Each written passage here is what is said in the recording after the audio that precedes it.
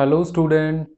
तो लास्ट की कुछ वीडियो में हमने ये देखा था, इलेक्ट्रिक डाइपोल के बारे में स्टडी की थी, जहां हमने किसी एक पॉइंट पर इलेक्ट्रिक फील्ड इंटेंसिटी की वैल्यू फाइंड आउट की थी। और उसके बाद हमने डाइपोल पर कितना टॉर्क लगेगा जब एक डाइपोल को यूनिफॉर्म इलेक्ट्रिक फील्ड के अंदर क्या किया जाता है, प्लेस्ड किया जाता है।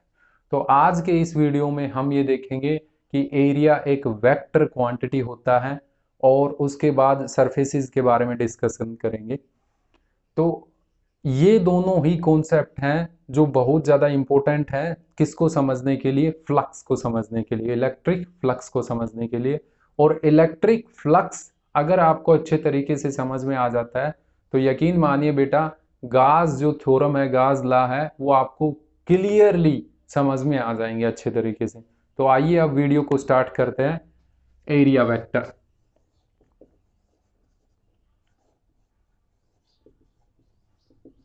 तो अब देखिए, जनरली क्या है कि हमने क्या सुना है कि एरिया क्या है, एक स्केलर क्वांटिटी। ठीक है, कि एरिया की डायरेक्शन किसी चीज पर इफेक्ट नहीं डालती है, बट कुछ केसेस में एरिया की जो डायरेक्शन है कुछ फिजिकल क्वांटिटी पर इफेक्ट डालती है। मतलब एरिया की डायरेक्शन मस्ट बी इम्पोर्टेंट, बहुत ज्यादा इम्पोर्टेंट हो जाती है। उन केसेस में हम एरिया को कैसे ट्रीट कर लेते हैं, वेक्टर क्वांटिटी। आप मैथमेटिक्स में किसी स्क्वायर का एरिया आप फाइंड आउट भी करते हैं बाय वेक्टर्स के थ्रू। तो सपोज कर लेते हैं ये ए, तो ये भी साइड ए। तो हम इसका एरिया कैसे फाइंड आउट करते हैं, इसको एक्स एक्सिस के अलोंग लिख लेते हैं, हम ले लेते हैं। और ये जो साइड है इसको वाई के अलोंग, और इन दोनों की एक्स वाले कोऑर्डिनेट की और वाई वाले जो ये वेक्टर है इनकी क्या कर देते हैं, क्रॉस प्रोडक्ट कर देते हैं। ये वेक्टर जैसे बन गए, ये वेक्टर एक, दूसरा वेक्टर ये। तो इनकी वेक्टर प्रोडक्ट करके इस एरिया को क्या किया जा सकता है, फाइंड आउट किया जा सकता है। जब इन दोनों में वेक्टर प्रोडक्ट हो रही है तो इसका मतलब एरिया कैसी क्वांटिटी बन गया, वेक्टर क्वांटिटी। तो सिंपली मैं आपको बताऊं यहाँ पर, तो एरिया में वेक्टर की डायरेक्शन क्या होती है, उसको हम बोलते हैं एरिया वेक्टर।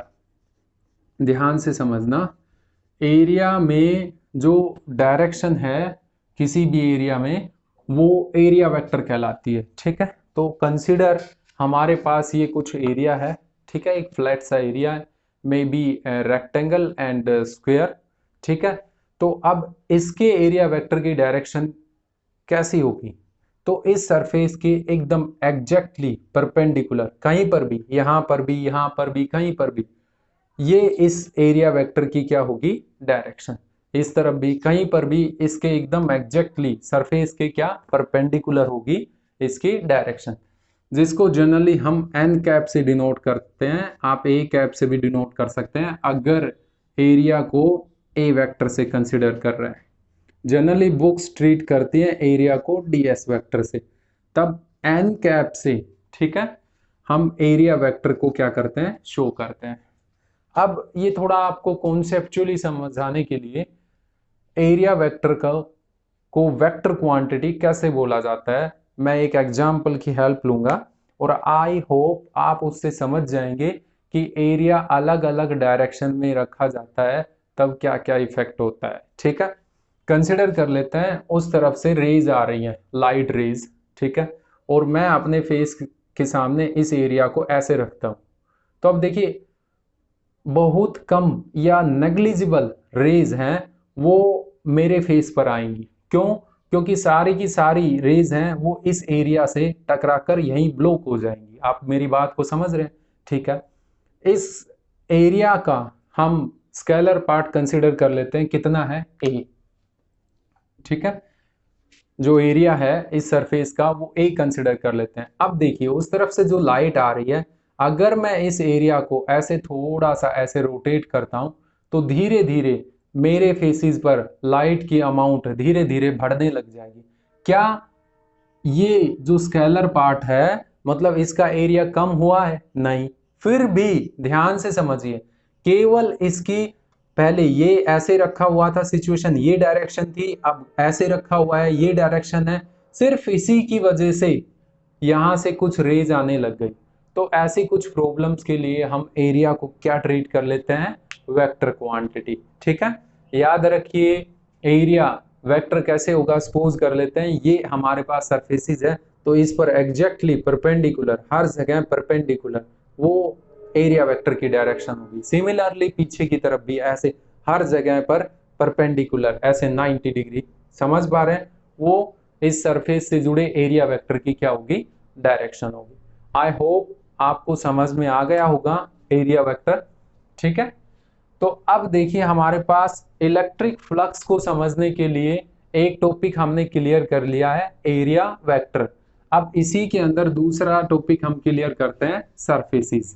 तो सरफेसिस क्या होते हैं, आपको पता है कोई भी एरिया है उसका क्या सरफेस, सरफेसिस होंगे। जैसे आप मेरी बात को ध्यान से क्लियरली समझिए, ये इस एरिया का क्या है सरफेस, ऐसा ही एक पीछे वाला सरफेस है। ठीक है, तो ऐसे बहुत सारे क्लोज्ड ओपन किसी भी टाइप के क्या हो सकते हैं, सरफेसिस हो सकते हैं। तो अब हम सरफेसिस की बात करेंगे क्लियरली, और जो आपको बहुत अच्छे तरीके से पता होना चाहिए। तो हमारे पास यहाँ हमें दो टाइप के सरफेसिस को पढ़ना पड़ेगा, एक ओपन और दूसरा क्या, क्लोज्ड। और ध्यान से समझना है ओपन सरफेस क्या होते हैं और क्लोज्ड सरफेस कौन से होते हैं। जैसा आप अभी बच्चे माइंड में सोच रहे हैं, बिल्कुल उसी तरीके के सरफेसेस होते हैं ओपन और क्लोज्ड। तो देखिए आप मेरी बात को सिंपली समझिए, आप पहले क्लोज्ड को समझिए, ओपन को आप फिर उसके बाद क्लियरली समझ जाएंगे। ठीक है, तो मैं एक बच्चे की सपोज कर लेता हूं, बॉल है, खोखली बॉल है। ठीक है, प्लास्टिक की खोखली बॉल है और स्फीयर शेप की है। कैसी शेप की है, स्फीयर शेप की। या मैं यहाँ पर ड्रॉ नहीं कर सकता, बट वो स्फीयर शेप की ऐसे बॉल है। ठीक है, स्फीयर शेप की बॉल है। और अब देखिए यहाँ पर ध्यान से समझिए, इस स्फीयर के दो सरफेसिस हैं। ठीक है, दो सरफेसिस हैं, एक तो अंदर जिसको हमने ऐसे बाहर से टच कर रखा है, एक इस बॉल के अंदर का सरफेस है जिसको, इस बॉल को हम काट कर और अंदर से क्या कर सकते हैं, ऐसे टच कर सकते हैं। मेरी बात समझ पा रहे हैं, ये दो सरफेसिस है।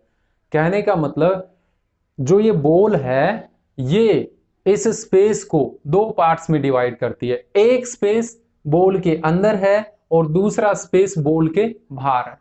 और हम एक स्पेस से दूसरे स्पेस में तभी जा सकते हैं जब इस बॉल को क्या करेंगे, पेनिट्रेट करेंगे। ठीक है, तभी हम दूसरे स्पेस में जा सकते हैं। तो इस टाइप के सरफेसिस को हम क्या बोलते हैं, क्लोज्ड सरफेसिस। और ये जरूरी नहीं है कि ये स्फेरिकल ही होंगे, कैसे भी हो सकते हैं। आप मेरी बात को समझिए, मैं एक होलो सिलेंडर बनाता हूं ऐसे, ये होलो सिलेंडर है, इसका टॉप और जो बॉटम है वो ऐसे खुला हुआ है, होलो सिलेंडर है, कोई पाइप का टुकड़ा। आप समझ पा रहे हैं आप अच्छे तरीके से।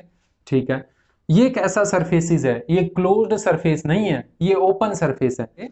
ऐसे होलो सिलेंडर बना लेंगे सिलेंडर की फॉर्मेशन में, तब भी ये क्या रहेगा, ओपन सरफेस। यहाँ ये जो आउटर सरफेस है और जो इसके अंदर सरफेस है, ये एक ही स्पेस को रिप्रेजेंट कर रही है। मतलब हम यहाँ से इसके इनर सरफेस पर जा सकते हैं, इस सरफेस को बगैर पेनिट्रेट किए हुए। ठीक है, अगर मैं कोई ऐसी चीज लगा देता हूं जो यहाँ से इसके टॉप को भी, जो टॉप और बॉटम मानते हैं हम, इस साइड से भी इस पर ब्लॉक कर दे, इससे भी ब्लॉक कर दे, तब एक ही तरीका है अंदर वाले सरफेस पे यहाँ पे जाने के लिए, इसको हमें क्या करना पड़ेगा, पेनिट्रेट करना पड़ेगा, तब ये क्या बन जाएगा, क्लोज्ड सरफेस। ठीक है, तो आई होप आप ओपन सरफेस और क्लोज्ड सरफेस आप अच्छे तरीके से समझ चुके हैं। ठीक है, तो अब हम स्टार्ट करेंगे अपना जो कॉन्सेप्ट है इलेक्ट्रिक फ्लक्स का।